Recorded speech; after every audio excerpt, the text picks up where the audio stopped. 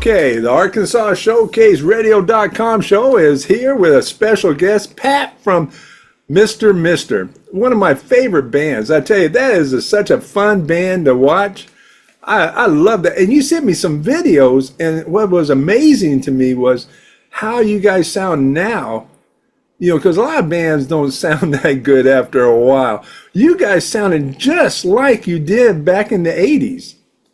It's pretty amazing, isn't it? There was no rehearsal, and we hadn't played together for years.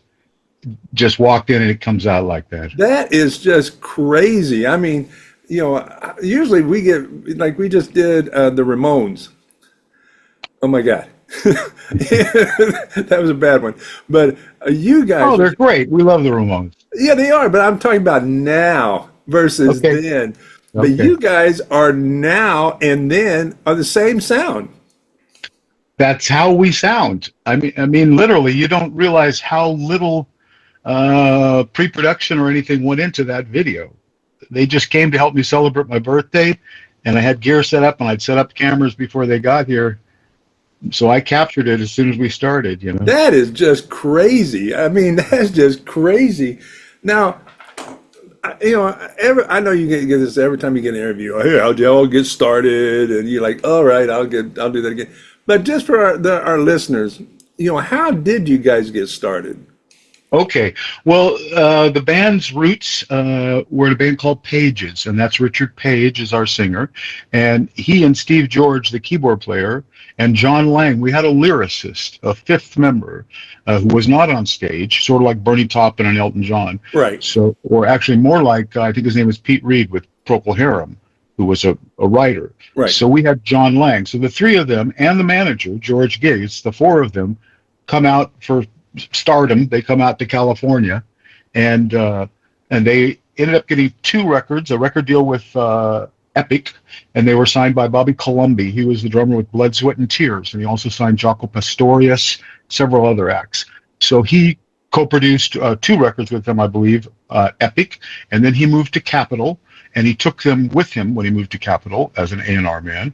And most people know Bobby Colomby from Entertainment Tonight. He was the main music Entertainment Tonight guy through the 90s, I guess, into the 2000s. Anyway, I got a call to audition for Pages, and I knew their music. I wasn't so sure that was a good fit for me, but my friend said, no, they don't want to do it like that with session players. They want to establish a core rhythm section. So I had an audition, and I was bringing a bass player with me. The bass player didn't show up. He got a toothache. Sorry. And he missed big time. James Rawlston, dear friend, and James was out with Rye Cooters. Anyway, he got a toothache. He didn't show up, and they had about an hour with me because I was working a straight gig as well as playing music. And I said, guys, I have to leave at 1 o'clock. I gotta go back to work. So Richard Page saw a bass in the studio, who was back in the back of the studio. He pulled out. I said, let's audition this guy, and we played for about a half hour there, and it was a snap, man. It was done, almost like what you heard the other day. We just sounded right. You know, it was a good mix. And the manager, George, and also a very famous producer at the time, Peter McKeon, he had the big hits with Men at Work.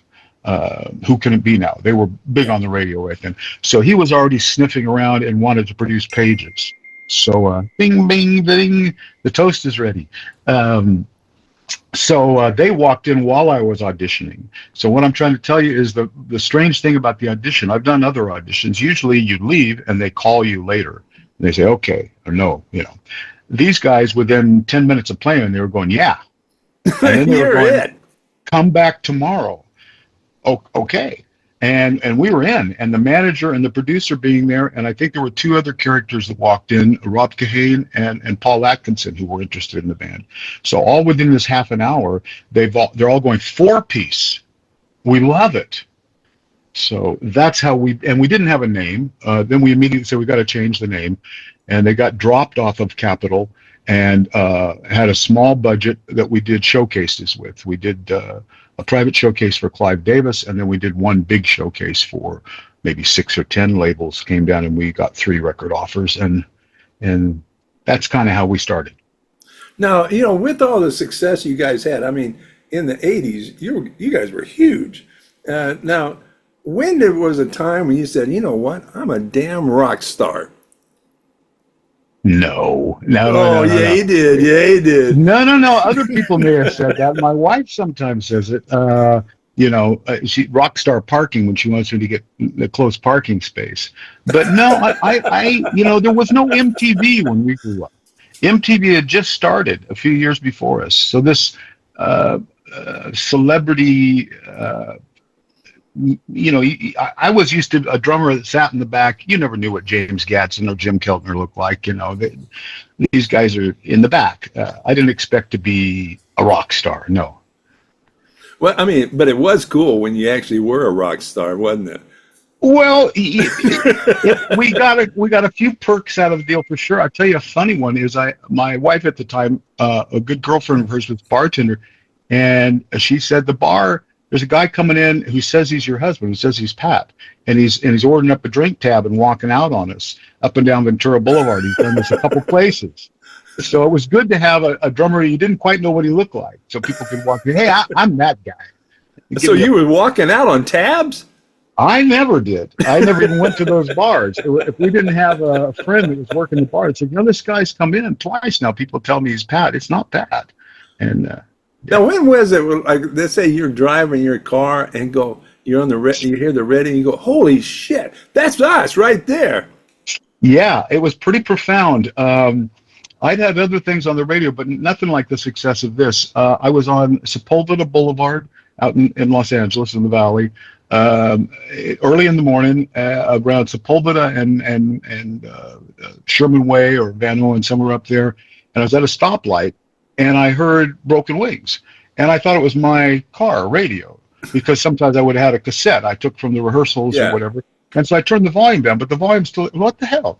And I realized the windows were down. It was hot, LA, and it's the car next to me. What the hell? It's the car. So now I turn my radio on, I'm spinning, and I just caught the tail end of it. And it was a female DJ. She said that was Broken Arrow by Mr. Mister. And I thought, damn, our first radio play, and she gets the name of the song wrong. But that was pretty cool, though, when you heard it, right? It was even cooler. Maybe 6 months, a year later, you could pop stations and, we're on here. Hey, we're on here hey, there's the first one. Hey, there's the outro. It was popping up a lot. Now, when you went to the live concerts, that had to be amazing for you, wasn't it? Yeah, I mean, we were live band right from the get-go, as you could see from the video. But I mean, the audience was so much bigger now. Well, they didn't just snap bigger, but we started to get we were in clubs a little bit at the beginning. Then we started to open for Don Henley, Adamant, Eurythmics, and now we're moving into maybe 2,000 seat venues, maybe 3. Maybe by the time we got with Don Henley from the Eagles, and after that we did Tina Turner for 7 weeks. Oh, wow. And those were, in fact, that's the last time I may have played in Arkansas was with Tina.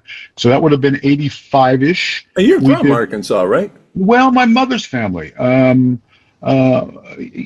me think. What was I trying to answer here first? Oh, just that the audiences got bigger as we grew with Tina. We were out there for 35, 40 shows over 7 weeks, and the radio was taking over on the song, and we got some airplay on Miami Vice or a couple of TV shows.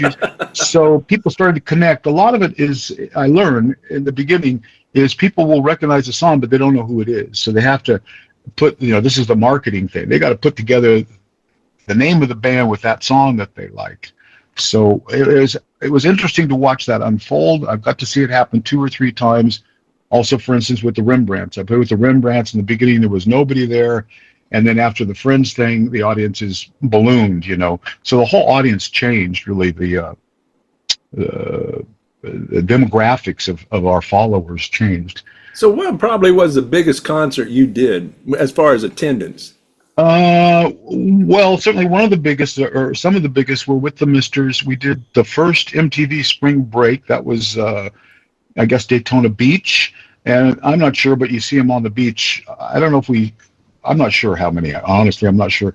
And some really big shows down in South America. Um, I don't want to speculate. I think there could have been 100,000 people, but I'm not sure. But it was definitely more than 20 or 30 because I see those kind of venues a lot. Now, how many TV appearances did you do? I mean, what was the biggest TV appearance that you did? Probably the biggest would have been Saturday Night Live. But we did American Bandstand. There was an Alan Thicke show then. We flew over one day to do Top of the Pops in London and flew back the same day to do the Grammys or the American Music Awards in LA. So my first trip to England, I wasn't even there 24 hours. It was a quick turnaround. Yeah, we did quite a bit of TV for sure. So, when you're talking about it, you did a quick trip here, got back here. How tiring does that really affect you? Well, it does. It beats you up a little bit, but I guess really for me, not so much. I enjoy my work. I'm happy to work, so that's not a problem. It's tough on the singer, the Richard and Slug, incredible singers, the keyboard player and the singer. So Richard could get beat up traveling. His voice, would suffer from the traveling. Dry altitude, when you're in a plane and all that, you're carrying a cold and your ears get plugged. Those were some miserable times when you get a bad head cold and you're flying and your ears are going to explode and you still have to do TV and concerts. And Because you're from Arkansas, so Sweet Sweet Connie. How did you ever have any problems of people like Sweet Sweet Connie? okay, well, I wouldn't say we had a problem with that, but that's why our gig in Little Rock is quite memorable because that's when we met Little Rock Connie across the room, and it didn't take long to figure out that's her fame preceded her. So we'd heard about her and then saw her in the flesh, so to speak. Oh, yeah, you really don't want to use that terminology with Sweet Sweet Connie about seeing her in the flesh. It was a surprise. It was definitely a surprise. We weren't expecting that.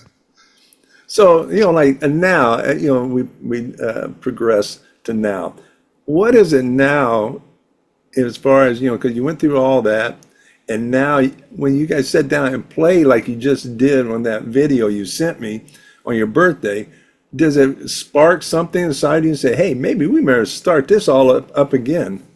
Well, yes and no. I mean, I get goosebumps. I love playing with the guys, and it just clicks.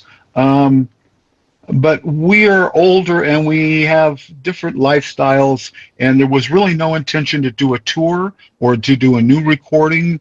I thought we celebrated Richard Page's 70th birthday about 3 years ago, and I filmed it with an iPhone and a little bit of this and that.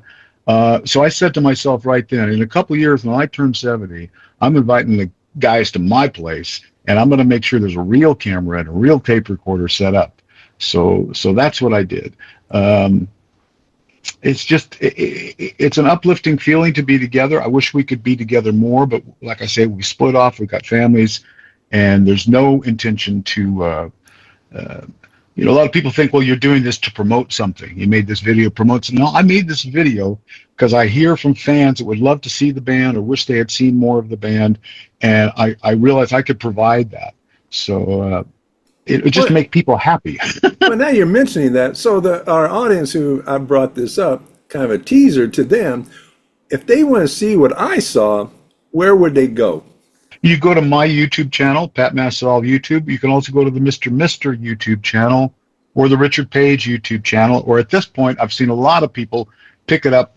So if you just type in Broken Wings 2025 last year, you'll see this newer version. We played for a few hours. Unfortunately, Steve Ferris, the guitar player, his wife went in the hospital that morning. Oh, damn. And, yeah, here right in my little town. I live in Dripping Springs, Texas, small town, but we do have an emergency medical facility here. So that's how we started the day, with Ferris calling, saying, I don't know if I can get there. My wife's in the hospital. And, well, what happened? We took them out for Mexican food the night before. And I thought, oh, crap, they had a bad meal. He goes, no, it's something else. They think she's got pneumonia, something, and they have to run some tests. And that's when Steve George, the keyboard player, said, well, wait a minute. If she's got pneumonia, is it the contagious kind? Because my wife, the two Steves couldn't be together. Yeah. Because they would take the germ back to their, So that's how we started the day. So is she better now? She is better. She spent a few extra days in Texas then. It was nothing related to the Mexican food, and it was something like pneumonia. And I think she spent 3 or 4 days here in Texas, I'm near Austin. So they put her into Austin, and the Dell, the computer guy, Dell, has a big hospital in town. So that's when it paid to be a rock star. Steve Ferris, he called a couple people. He said, I want the best of the best of the best. Where do we take her? So now, now that you're going into your twilight years, what do you do for entertainment for yourself when you're not doing music? That's pretty much all I do. You don't go fishing or anything? No, but Steve Ferris was a big fisherman. When we toured, Steve his dad would join us sometimes on the tour and bring fishing poles. So I can definitely remember a time in Hannibal, Missouri, that we went out fishing with Steve, just in a local stream or river or something like that. Go ahead. You just sat around watching, Price is Right?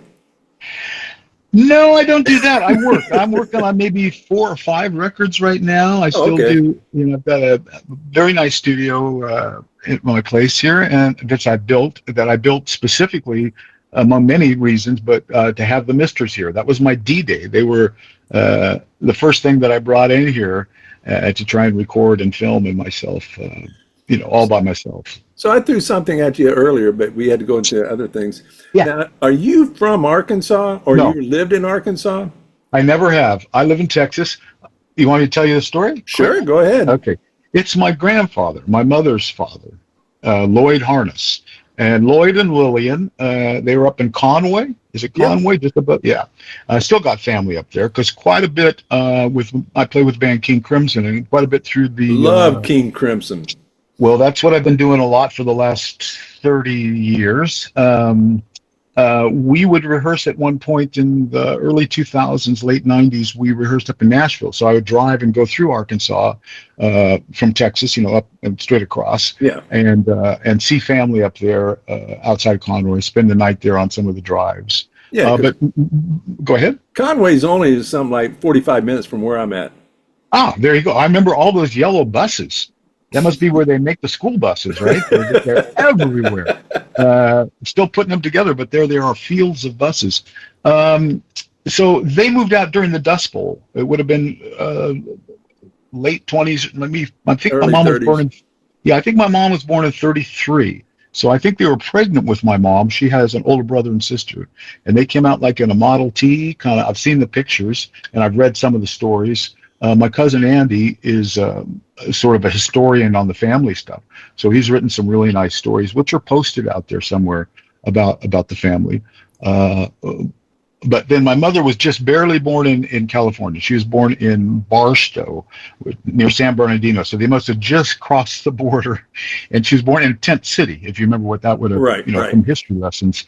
She tells me about they have her sleeping on newspaper. They made a newspaper for the floor in their tent so they could hear the scorpions crunching. Yeah. Okay. I don't know how long they stayed there. Anyway, he resettled up in Northern California, and that's my grandpa Lloyd, and I have an uncle Lloyd as well. So. Well, that's awesome, and especially knowing that for people that are listening, King Crimson was another one of my favorite bands. I mean, they had such a cool sound.